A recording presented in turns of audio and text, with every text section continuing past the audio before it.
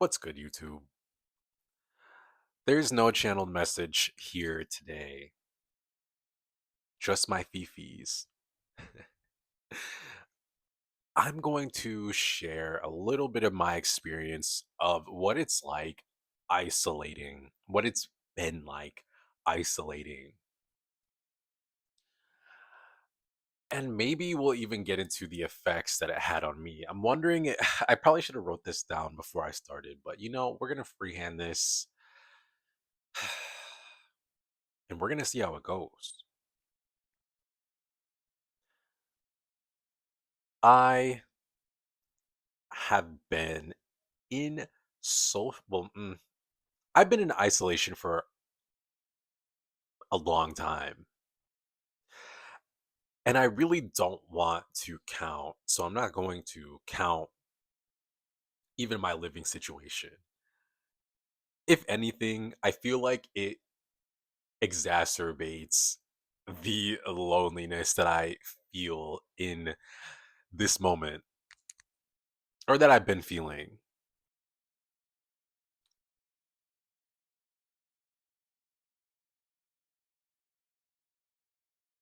I must be okay though, because my heart isn't breaking.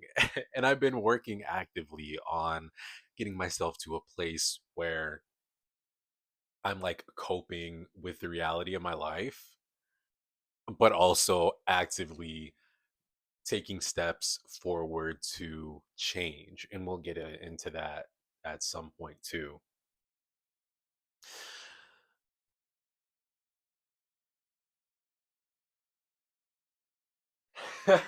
So I've seen so many videos, or at least like I've not watched so many, but I've heard a lot about the loneliness epidemic.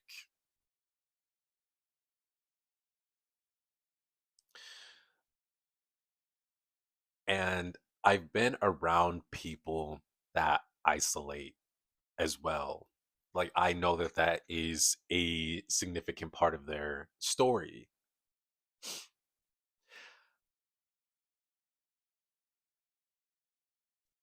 And it never really like registered to me what exactly that was mirroring to me. I never thought about it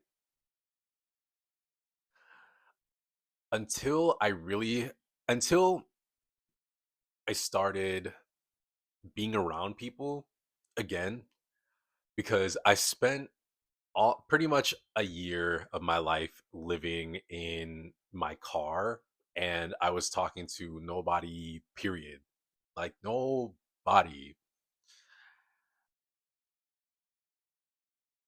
So that was a time, a year being in a situation I had never been in before, and quite literally, at least, in the time leading up to that moment, was one of my biggest fears. It ended up happening, and I experienced it all alone. That was something I learned a lot about myself and a lot about the world. A lot of things changed for me during that time.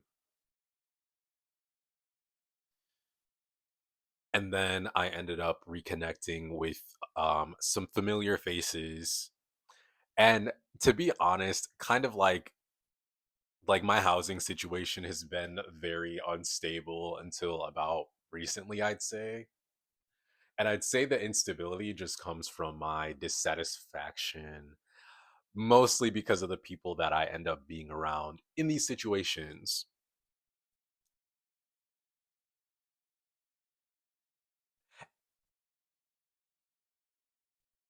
These are people that really motivated me to embody this self reliant, overly independent energy,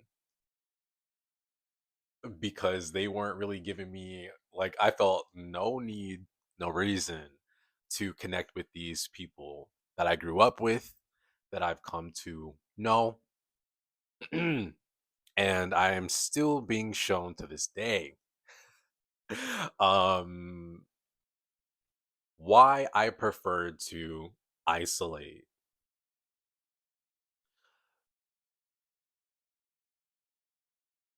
Just to be so real. Just to be so real with you. This isn't like a poor me, feel bad for me. Oh, people are just so like it's not anything like that, but it's just the honest truth. Early on in my life, my parental figures allegedly like very heavy on the allegedly because can you call it like what? Like what kind of parenthood? What is that? What is that? That's not what Full House showed me. What? That's not what Family Matters showed. What is this? And I'm sure if I watch those shows, well, actually, I don't know. I don't even care. It's not even about that. But yeah, at least from like what I saw as a kid and like the movies, what family and friendship and all that stuff was supposed to be like, it was not. I personally had not experienced that. So I had this very dreamy and um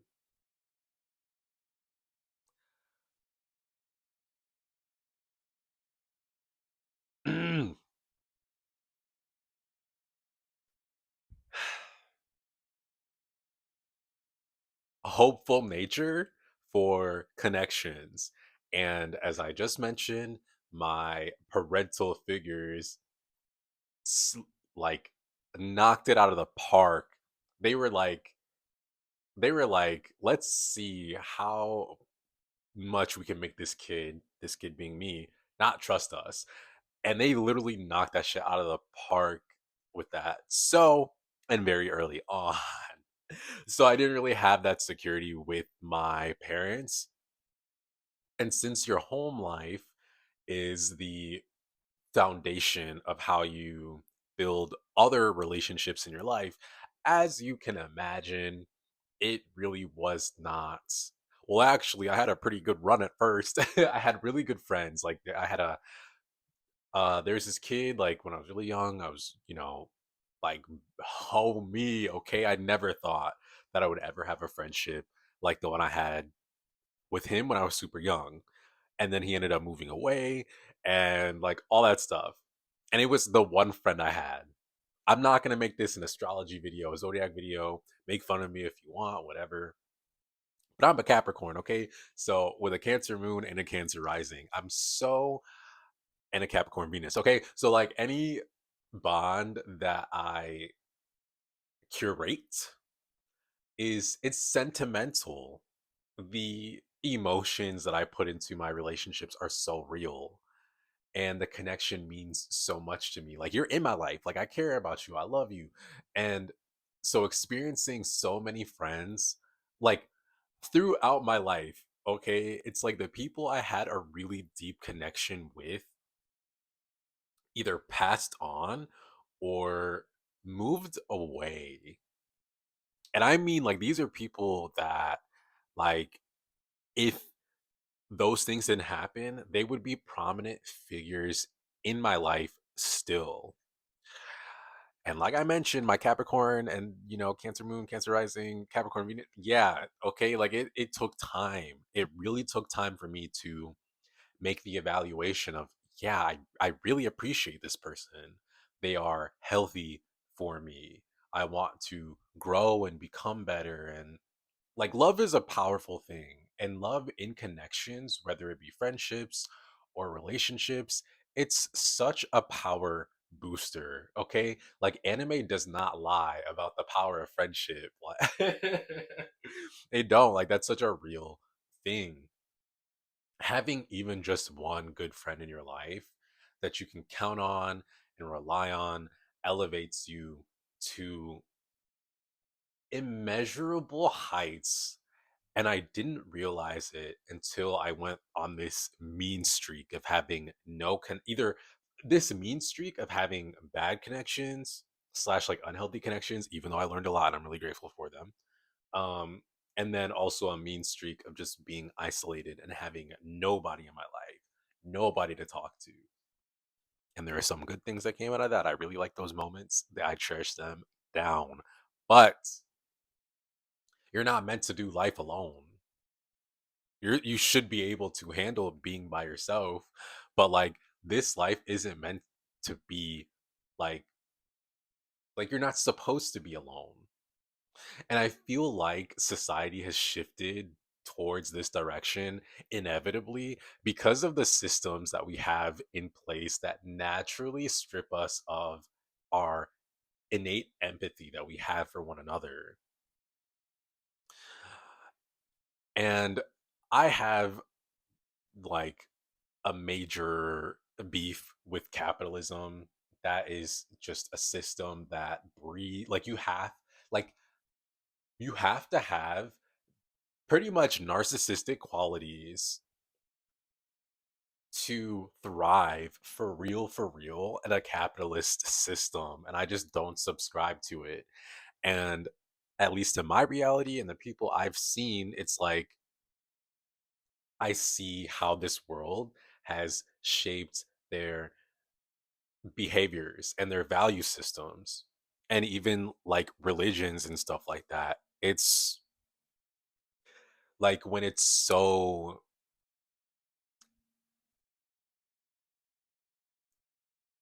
like organized religion, man. Because I don't want to poop on, like we all have our belief systems and they all play a role in how we grow and stuff like that. But it's just these things cause such a division because, in some way, shape, or form, because it ultimately, what all of these things have in common is that it puts your authenticity up, like, up for negotiation. So it's like not every for example, with religion, not everybody is aligned with those principles. So it's like they have to strip some part of themselves, some part of their most authentic selves in order to assimilate in that system. With capitalism, you have to be a bit cold-hearted to really thrive and to become the big dogs. You see it. It's being exemplified, I believe is the word, in front of us every single day. Every single day. It's a very, it breeds a selfish, self centered society. And you have to take away parts of yourself in order to thrive. And that in itself creates this energy of lacking empathy for the people around you. And I fall into these systems as well. Then you end up falling into fake friendships and relationships that also vibrate at that frequency. And it's like everything that you end up doing is it's synthetic. And I feel like I'm kind of well, no, I'm not getting off track. I mean, this is my experience with what I see in the world and also what I experienced myself. So it's like even when I was around people, when I was playing the game, I couldn't even fully enjoy it when I had community or whatever, because everybody is a mirror and they would just mirror it back to me the parts of myself I gave up, I turned away from, that I'm hiding, that I hate. Okay. Like my life just, and even like my job and like things, just everything was mirroring back to me that I was pretty much just living this fat ass lie. So I had to cut the people off, coworkers, relatives, friendships, because to keep it simple, I had to save myself. And through this isolation period, like I mentioned earlier, my housing situation's been interesting. I've still been around people, but I don't have a relationship with them. And being around these people, especially when they all connect with each other, whether it be fake or not, it just kind of makes me feel even more alarmed. But yeah, it makes me feel even more alone. And for a while, it made me depressed because I'm like, yeah, there must be something wrong with me. Like, I don't belong here. But what I've learned at this point in this part of my life,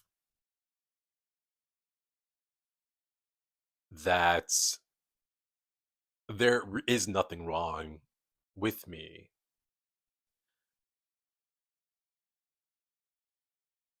I've learned a lot of lessons, as I mentioned, from over the course of my life in isolation and being around people. And where human consciousness is at this point, and why I believe the loneliness epidemic and a lot of other epidemics, let's be honest, um, are being highlighted, is because like we're all so much more similar than what we may even realize. And it's like humanity is now given an opportunity to define what connection really is and what it feels like, and then to actively choose that direction. Because it's like people are either alone, or connections or are short-lived, or are so fake, and there's no real growth, and it's karmic, like it's cyclical. There's no growth, there's no nothing, it's misery. It's misery. And on a micro scale being my life, and then just reflecting on the macro scale, which is the reality around me, what I've learned in my own personal life is that I've been given the opportunity to spend time on my own and stabilize myself the best I can, and understand the type of people that I would actually like to date, and the person I would like to be in a relationship with, and the types of people I would like to be friends with. And when it comes to like mentors and even therapy and stuff, defining what my relationship is with those things, and opening myself up to people that truly want to help and truly care. Because, yeah, the loneliness epidemic thing is something that a lot of us are experiencing. But while we're alone, there's lessons that we need to extract from it and then actually apply it. That's the only way out of it. Because if things were like, if I'll take me for example, when I was in the thick of my loneliness epidemic, if there was anybody that was put into my life, I would just push them away. Because I'll be honest, I'll open up about some of the things I've learned about myself while I was alone. I said at the beginning of the video that isolation is pretty much all I know. Like it was something that I was comfortable with doing. I was okay with being by myself at a certain point because I felt like I couldn't trust people. I've never been to therapy. Um, well, actually, okay, that's a lie. A couple times, but like I never committed to it. Like I went to one session. I went to one session, and then I was going to go back for another one, and then I just never did because I felt so vulnerable, and that's why I would push people away. I was scared of vulnerability. I had been hurt in my vulnerable times by people that were supposed to care for me. And I carried that story along with me through my life. And that's what caused me to be lonely. And even when I was in relationships, or being surrounded by people, or just being in the vicinity of people, like my experiences this year, um,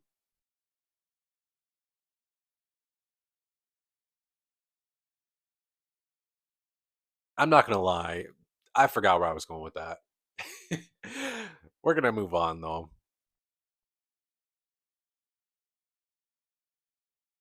I've learned what loneliness was teaching me, and through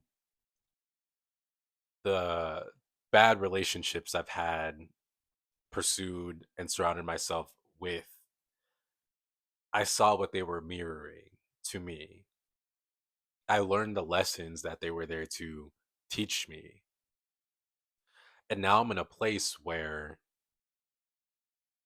I'm open to be vulnerable and I'm open to real love, consistent and secure love. My thoughts on therapy have changed. and and just to even be more honest about it, it's like, yeah, I would like to be able to talk about my feelings, but I also would like to be able to develop a better and healthier language to explain a lot of the loneliness and the betrayal and the pain that I experienced, so that I can have an even better relationship with the lessons I learned from them in order for me to make a better future. We have to understand the past in order to make a better future.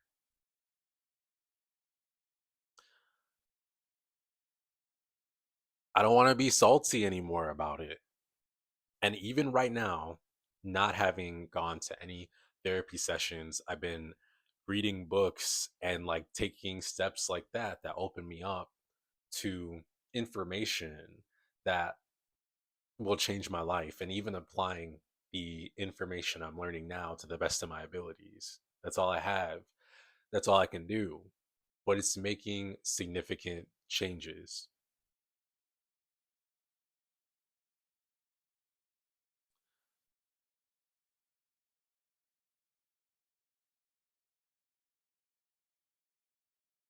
I love my alone time and I love what like being alone has taught me, what loneliness has taught me.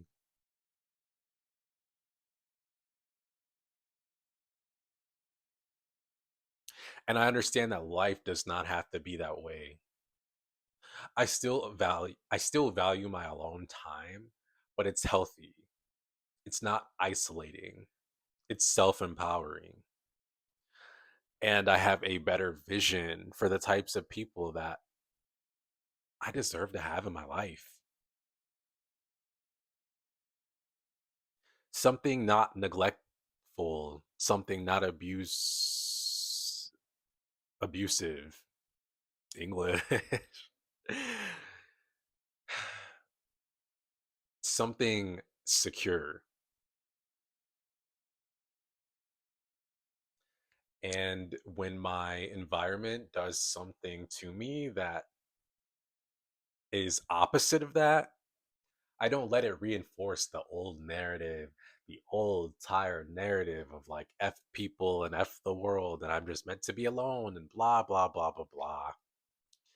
I instead let it reinforce the vision that I have of the people that I know are out there, the people that do care, the people that show up, the people that value community, that aren't scared of the unknown, that value change, and that value love and authenticity. People that are in alignment with the type of person I know myself to be at my core. That's my way forward. That's my way out of this loneliness epidemic. And I've been so blessed to be able to find creators that I resonate with, and then also connect with people, a couple people, that share my same value systems. And I pray that those friendships, or like these connections, right, expanded to something that is fruitful, or at least align me with something like that on a deeper level, that bear beautiful fruits. And for anybody that has watched to this point, I wish for the same thing for you. It's possible, but you have to open yourself up to that, because that's all this life is belief. So yeah, that's it. That's what my experience in this loneliness epidemic has taught me, and that is how I plan on navigating out of this, because I see the light at the end of the tunnel. So I'm just going to keep on keeping on. It's really up to you. So, what is this loneliness teaching you? I don't know. You definitely can't hear it because of the mic, but the grandfather clock out there just started going off. So, perfect timing. That's it for this video. If you relate, share your story with me. Why wouldn't you? We're both going through this thing together. Let's see what's up. You heard my story. What's yours? That's it. I'll see you in another video. Bye.